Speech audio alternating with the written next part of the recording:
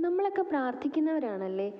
ഇഷ്ടദൈവത്തിന് മുന്നിൽ കൈകൂപ്പി കണ്ണുകളടച്ച് നമ്മൾ പ്രാർത്ഥിക്കുന്നു. എന്തിനു വേണ്ടിയിട്ടാണ് പ്രാർത്ഥിക്കുന്നത്? അതെ, നമുക്ക് തന്ന അനുഗ്രഹങ്ങൾക്ക് നന്ദി പറയാൻ വേണ്ടിയിട്ട്, നമ്മുടെ ആഗ്രഹങ്ങൾ സഫലമാകാൻ വേണ്ടിയിട്ട്, നമ്മളെക്കാൾ നമ്മൾ സ്നേഹിക്കുന്നവർക്ക് വേണ്ടിയിട്ട് മനസ്സറിഞ്ഞ് ഏകാഗ്രതയോടെ പ്രാർത്ഥിച്ചാൽ എല്ലാം സഫലമായി തന്നെ വരും. ഇതെങ്ങനെയാണ് സംഭവിക്കുന്നത് ചിന്തിച്ചിട്ടുണ്ടോ? ഞാൻ നിങ്ങൾക്ക് പറഞ്ഞുതരാം. ഇവിടെ ലോ ഓഫ് അട്രാക്ഷൻ, അതുപോലെ മാനിഫെസ്റ്റേഷൻ ടെക്നിക്ക്, ഇതൊക്കെയാണ് വർക്കാവുന്നത്.